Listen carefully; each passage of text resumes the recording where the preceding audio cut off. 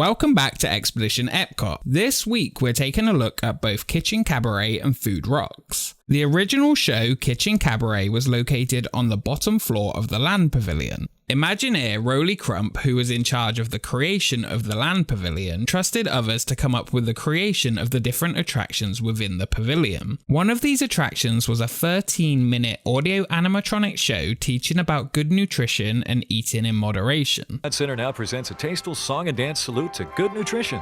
3 young Imagineers were involved in the creation of the show. The first of these, Jeff Burke, was a figure finisher for the company who had previously worked on the Country Bear Jamboree and the American Sings attractions, but wanted to get more into the design side of attractions. Interestingly, you can see him acting as the brother who survives inside the American Adventure show, also located in Epcot. The second Imagineer was Scott Hennessy, who wrote the script and lyrics for the show. He also wrote the script for Body Wars in Epcot, but we'll get there soon enough. Buddy Baker wrote the musical score for the attraction and incorporated different musical styles within the show, as well as an overture as you entered the theatre.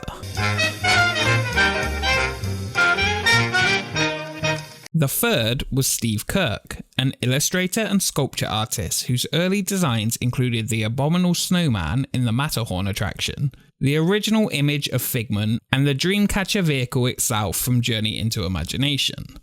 The show was very much a product of the sponsor for the pavilion. I got you 4 basic food groups: beans, bacon, whiskey, and lard. At the time, good nutrition was defined by the US Department of Agriculture using 4 basic food groups. The groups were vegetables and fruit, dairy, protein, and grains, and the attraction show was built around this concept. This unique, rather some may say odd idea for a show had food characters perform songs on stage. The idea, while strange though, was charming and engaging. Fully built audio animatronics would educate while entertaining, which was exactly the whole idea of Epcot. It was a triumph of art, character design, and songwriting, which would leave many guests exiting singing, especially one song in particular. Opening with Epcot in October 1982 was the one show on opening that was somewhat similar to the offerings at Magic Kingdom. Journey into Imagination wouldn't open until later, and this show featured bright colours, humour, songs, and 28 audio animatronics. This time though, the show was being used for education. The entrance area featured stage-like posters advertising the musical acts which you would later see inside with a sort of Art Deco style. The second room after entering led to a very well themed outside alley scene with music playing before you entered the automatic doors into the theatre. The theatre was set up similar to the stage of Country Bear Jamboree, a larger main stage framed by 2 smaller stages on either side. Ladies and gentlemen, Kraft proudly presents a show that has the whole town cooking. The Kitchen Cabaret. Here's your hostess, Bonnie Appetit. Bonnie Appetit originally was planned to have a second host called Juicy Lucy. The idea though was scrapped and Bonnie would host the show by herself. Bonnie was a very unique looking, cartoonish audio animatronic that has nothing similar in any other Disney park. She wasn't too excited to be planning another meal and the first song of the show began. Oh dear, it's time for another meal.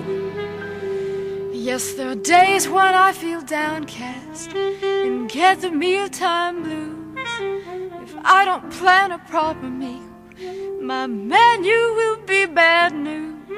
All the mealtime blues can get you.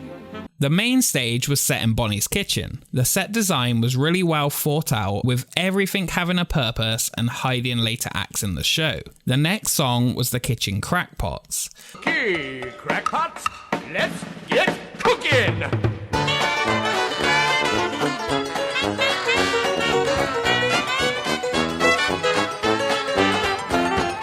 Thank you folks for coming to my kitchen as I sing the praise of good nutrition. The group was comprised of multiple condiments, mostly with Kraft brand packaging, who sang about the food groups with Bonnie. After her costume change, she sang the vocals for the song. Bonnie would next introduce the first of the 4 main acts. Say hello to my friends, Mr. Dairy Goods and his stars of the Milky Way. The door on the fridge slowly opened and the performers headed out. Mr. Dairy Goods was a milk carton. Behind him were three females, Miss Cheese, Miss Yogurt, and Miss Ice Cream. It's nice to flirt with Miss Yogurt, the love of many gourmets. In his 30s style voice, he introduced each of his ladies and they began the song. The music kicked in for the next act as the previous were heading back into the fridge. And now, direct from the silos of the Midwest, the Cereal Sisters.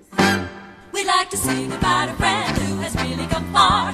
He started with some dough and then he rose to be a star. The Cereal Sisters, a trio of packaged products, sang together, telling the story of the toast of the town, a loaf of bread who was pretty good at playing the trumpet.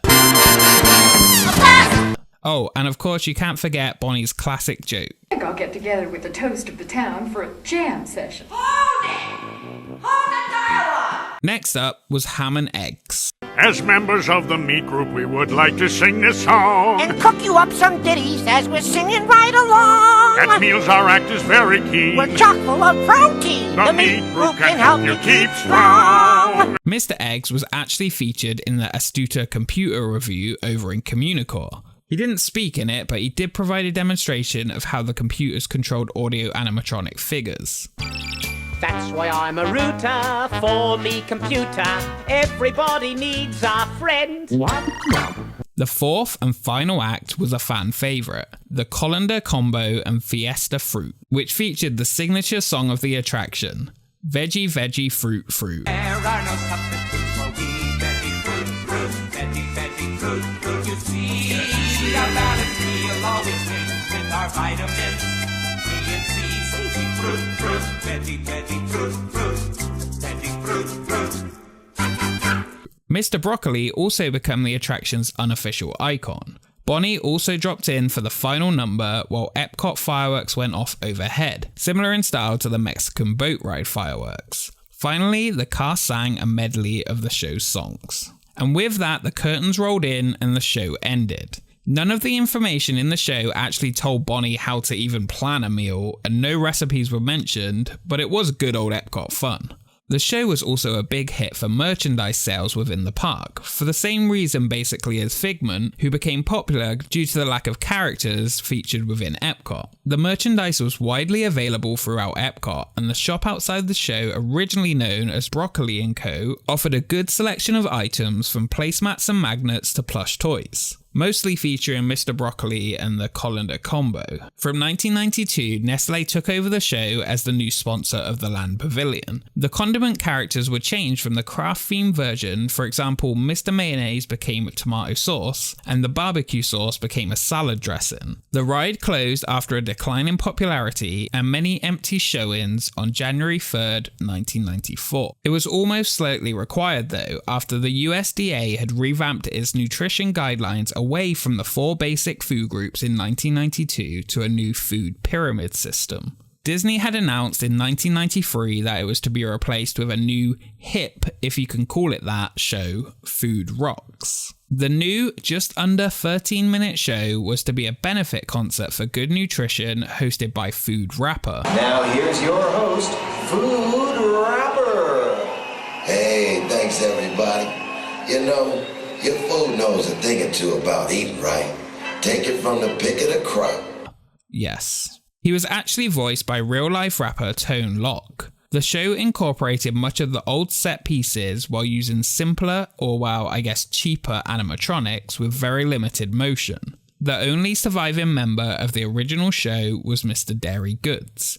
The closure between Kitchen Cabaret and the opening of Food Rocks was actually only 2.5 months, with the new attraction opening on March 26, 1994. So that says a lot already about the attraction. This time you waited in the area's pre-show consisting of colourful graphics with food facts, some just random bits of history while others encouraging good nutrition. After entering the theatre, get ready for 12 musical numbers in just over 12 minutes. Great. They don't want to hear about nutrition. Cool it, guys. We're in the middle of a concert here. This show would be interrupted throughout by Excess, a junk food heavy metal band that detests nutrition. Let's exercise. Come on, baby. Let's exercise. This time, the food animatronics were again food items with human features, but the songs would be based on popular songs by well-known performers. The groups included the Peach Boys, Chubby Cheddar, and the Refrigerator Police. So you can see a lot of this attraction's budget went on the rights for these songs. How about a leafy green salad or a nice big bowl of rice? Starting out with the Utensils, a parody of Bohemian Rhapsody. Now put your hands together for the utensils. When you're cooking with us, there's so much you can do. And ending with the Get to the Point Sisters.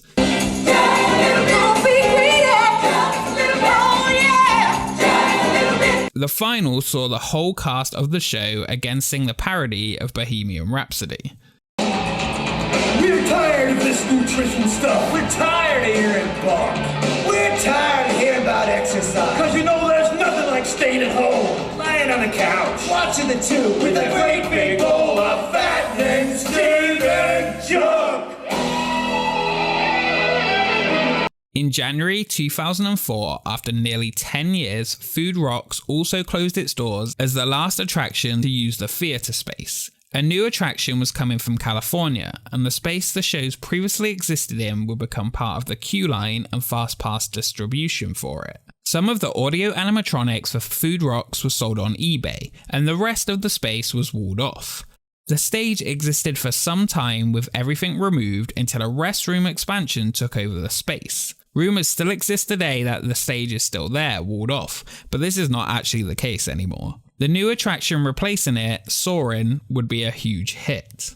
Both shows were very much the perfect example of attractions that were perfect for Epcot in the time frame they existed within the park. Truly unique, and if you even tried to explain the concept of these shows to others, you would sound kinda crazy yourself. But they were entertaining and they were also educating. Unfortunately though, that version of Epcot no longer still exists today. Kitchen Cabaret had charm, personality, and catchy songs, and Food Rocks, while not as unique and clearly cheaper, still had its charm and provided a fun time inside. Both are still missed today by many, but again were part of an Epcot that had a very different vision to the one that exists today. Thank you so much for watching, and if you enjoyed this video, please do subscribe to join us on our expedition through the parks. We still have a few more stops in the Land Pavilion on Expedition Epcot, and we'll also be taking a more in-depth look at Soarin', so we hope you join us again. Thank you so much to our Patreons for making these videos possible. If you would like to support the channel, please check out our Patreon, as well as follow us on Twitter for information on upcoming expeditions. Also, let us know if you saw either of these shows and which you preferred in the comments. We will see you next time. Veggie fruit, fruit, veggie, veggie fruit, fruit, veggie fruit, fruit, veggie, veggie fruit. I simply have to tell you that my friends who are singing are delectable. Meals are divine as long as you can dine with fruit and vegetables. They're good for you, everyone. They make your meals a lot of fun.